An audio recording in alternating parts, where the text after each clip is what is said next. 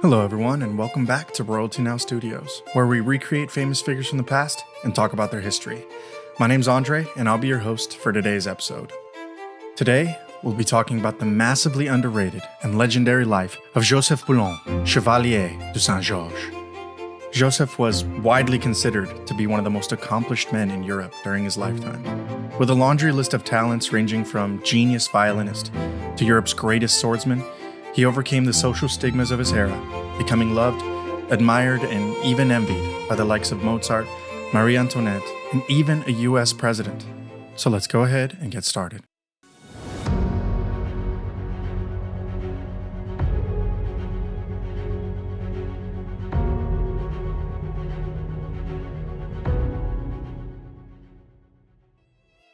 Joseph Bologne began his incredible life on Christmas Day 1745 on the French Caribbean island of Guadeloupe. His father, Georges Bologne de Saint-Georges, whom I'll be calling George, was a wealthy plantation owner. His mother, Nanon, a Senegalese woman renowned for her truly stunning beauty, was the slave and personal maid of his father's wife. Now, even though George was married, and many men of the time simply disavowed any illegitimate children they had, George is said to have legitimately loved Joseph and his mother Nanon. He not only acknowledged his son and gave him his surname, which broke convention for the time, but he also completely provided for them. When Joseph was 7 years old, his father decided that he wanted better for his son. He wanted to make sure that Joseph got the best education he could. So they left Guadeloupe and his mother Nanon and sailed to France. Once in Paris, George hired the best tutors that he could find and enrolled Joseph in boarding school. Before leaving Paris to go back home, George made sure that his son would be taught to be the perfect gentleman. Now, up to this point, although wealthy, Georges Bologne was still considered just a commoner in France. But in 1757, he was appointed as the personal assistant to King Louis XV. He was made an officer in the King's Guard, which granted him nobility and the title of Chevalier de Saint-Georges. It would also allow him to further Joseph's education. That same year, Joseph was enrolled in the Royal Academy of Fencing and Horsemanship. Bologne rapidly became one of the best swordsmen at the academy. The master-at-arms Lavoisier had a son who was Joseph's classmate and friend throughout his years at the academy. He described young Joseph as well-built, with great physical strength, supple and slim with astonishing speed.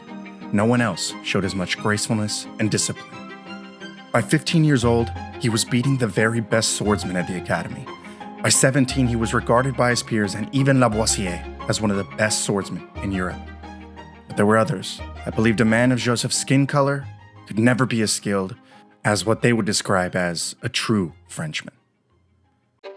Alexandre Picon, a fencing master from Normandy, sent a challenge to Joseph's father, asking him if he could publicly duel his mulatto. Now, this word is used to describe a person who's of mixed African and European ancestry. And although it's now dated, it was incredibly offensive in France. Picon used the word as an insult, and it was taken as such. Joseph accepted the challenge. The match quickly drew a huge crowd, its supporters seeing something bigger in the duel. The crowd found itself divided between people who believed in the superiority of Picon's skin color and those who did not.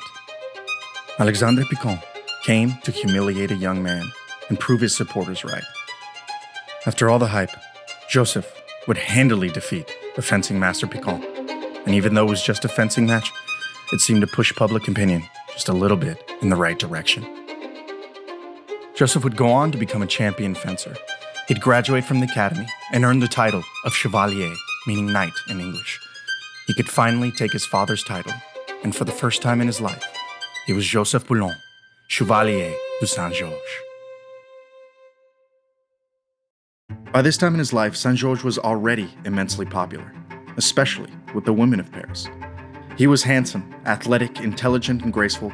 He was the perfect gentleman. He dazzled Parisian society, and his company became highly valued. Before he was 20 years old, two famous composers had already dedicated their works to him. It was these friendships that may have led him to what would become the true love of his life: music. In 1769, bewildered Parisians looked up to the stage and saw Joseph Bologne, the best swordsman in France, playing amongst the violins of one of Paris's finest orchestras. he had never told anyone that he could even play violin. He would be concertmaster within 2 years, meaning he was the best of the violins. By 1772, he was getting standing ovations for his solo performances. The following year, he was named the symphony's director. Joseph's meteoric rise through the music world of Paris would make his celebrity soar to new heights. It was during this time that he began to be called La Mozart Noire, which meant the Black Mozart. Joseph was free to do whatever he wanted, to follow any passion that struck him, thanks to his father, who had never ceased his support of Bologne.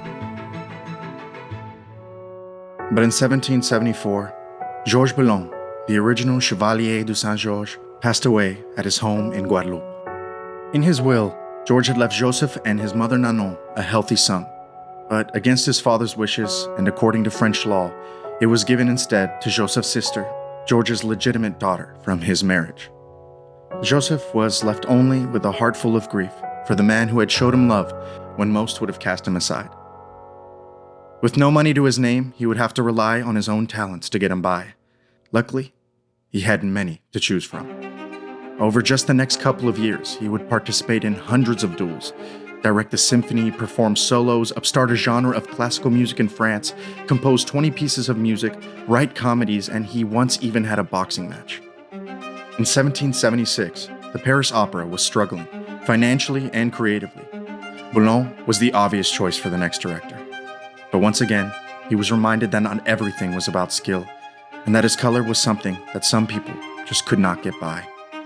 3 of the opera's leading ladies presented a petition to Queen Marie Antoinette, assuring Her Majesty that their honor and delicate conscience could never allow them to submit to the orders of a mulatto. This immediately became quite the scandal. To save himself and the Queen embarrassment, Bologne would decide that he would just withdraw his name from consideration completely. In response to the petition, Louis XVI took the opera back from the city of Paris. From then on, Marie Antoinette would hold her musicals at Versailles. She limited the audience to only her intimate circle and a few musicians, among them, Joseph Bologne. Bologne would play his violin for them, with Her Majesty playing along on the piano. For the next few years, Saint-Georges would bounce around charming everyone in sight, fighting, playing, and composing. But what's interesting about this time is that in the summer of 1778, Saint-Georges and Mozart would stay in the same house. During this time, Mozart would write 3 better-known works, potentially with the help of Joseph Bologne playing his violin for him. By the mid-1780s, Saint-Georges became the patron of his longtime friend and admirer, Louis-Philippe II. One of the wealthiest men in France and cousin to the king, Philippe was incredibly important in the story of the French Revolution. A surprisingly liberal man for someone that could be considered as royalty, he was an abolitionist and true believer in democracy. Some historians and even people of the time have stated that he secretly funded riots and women's marches in order to begin causing instability and unhappiness in the poorer classes. His palace, known as Palais Égalité, is said to have been the birthplace of the revolution. During the next crucial years in the history of France, Saint-Georges found himself at the side of one of its main players. Because of his celebrity status and charming ways, Philippe began to bring Joseph along on political missions with him. In 1787, Saint-Georges and Philippe would go to England to meet the Prince of Wales. Philippe wanted to garner support in England for the abolitionist movement, and since the prince was an admirer of Saint-Georges and also the future king of England, the opportunity of a lifetime presented itself. Bologne would pull out all of his tricks. He'd play concerts for the prince at parties and duel with renowned fencing masters from all over England, including a famous woman named Chevalier de Saint-Georges, a French diplomat and spy in England. She can be seen here with Saint-Georges in this famous painting. To some people's surprise, Saint-Georges and Dion would have a thrilling match, with Bologne whisking away with a victory. But what makes this match truly interesting is that it had been the second time they had faced each other. The first being many years ago, when Dion used to live in France and identified as a man. Saint-Georges would quickly find himself a favorite of the future king and persuaded him to attend a meeting with leading abolitionists of the time. On the night of the meeting, Bologne was walking the streets of London when he was ambushed at gunpoint by 4 angry men. Unfortunately for them, all Bologne needed was his walking stick. The greatest swordsman in Europe arrived a little late to the meeting with only a bruise or two to show that anything out of the ordinary had even occurred. The meeting would go well and inspire the change of views of many there. In 1807, the transatlantic slave trade would be banned throughout the British Empire. By May of 1789, Joseph had finally returned to France after 2 years in London, but it wasn't the same city he had left. The revolution was in the air. Panic talks began to occur all over Paris about what could happen next. For the briefest moment in time, Saint-Georges' longtime friend, Louis-Philippe, was being campaigned to the people of Paris as an alternative to the current monarch. He was popular for feeding the poor and sheltering them and was genuinely being considered. But before the idea could take hold, Louis XVI would have Philippe and any remaining chance of peace sent away. Within a month, the French Revolution had begun. As with everyone else in France, the French Revolution would completely alter Bologne's life. Although Bologne had enjoyed a life with wealthy friends and the company of kings and queens, he had always felt the weight of his color. Life, liberty, and especially the promise of equality would inspire Bologne to support the revolution. In 1791, he joined the Volunteer Revolutionary Army, rising to the rank of colonel, and would become the leader of the first black battalion in all of Europe, who were simply called La Légion Saint-Georges. The men would fight bravely under Saint-Georges, distinguishing themselves during the Austrian and Netherlands campaigns. Saint-Georges was always willing to protect them from unnecessary death and from harsh orders, and made sure that they were treated like any other soldier. In 1793, Saint-Georges was making his way to a battle with his troops, when out of nowhere, he was arrested and imprisoned. When he asked about the charge, he was told there was none. He was being imprisoned under a new decree called the Law of Suspects. Any suspected sympathizer of the monarchy would be arrested and imprisoned, and since Saint-Georges had performed for the king and queen, his name was put on the list. Over the next 13 months, in what is now called the Reign of Terror, 26,000 people would die from guillotine or in prison, including Marie Antoinette and Joseph's longtime friend, Louis-Philippe. Joseph believed his execution was all but certain, and although he had been loyal to the revolution, he was denied any leniency other than the postponement of the imminent, his own execution. In one final stroke of luck, the people of France had decided that they had seen enough death and turned on the committee that had created this law of suspects. Later that year, Joseph was finally freed. While he was imprisoned, slavery in France had been abolished. A few months before, Joseph could think of nothing but his own certain death, but I like to think that when he heard this news, he thought of his mother Nanon and decided that he was finally content with his life. Saint-Georges would move to a small town outside of Paris, where he would spend the rest of his days directing for small orchestras and playing what he called the best violin of his life. In the summer of 1799, Joseph Bologne, Chevalier de Saint-Georges, died at 53. Renowned fencer, prodigy violinist, and the first known classical composer of African descent.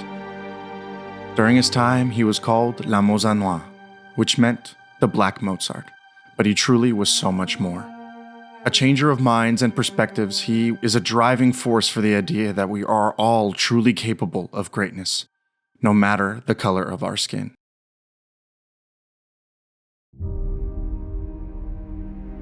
So let's talk about Joseph's appearance. Joseph sat for this portrait by artist Mather Brown in 1788 at the behest of the Prince of Wales, who actually just wanted a portrait of him in his palace. The portrait was considered to be frightfully accurate by those who knew him. He's aptly posed with his sword, with his music and his violin in the background. He would have been around 43 in this portrait. There are quite a few images of Bologne that overly anglicize him, but this one is the only one that's taken from life, and according to his friends, it can definitely be trusted to be a true likeness. There was an etched version of this exact portrait that was taken just after it, and I'm going to use that one for my recreation since it was just a little higher quality. So I've recreated him from his own time as well as created a modern day interpretation, so let's go ahead and take a look at those now.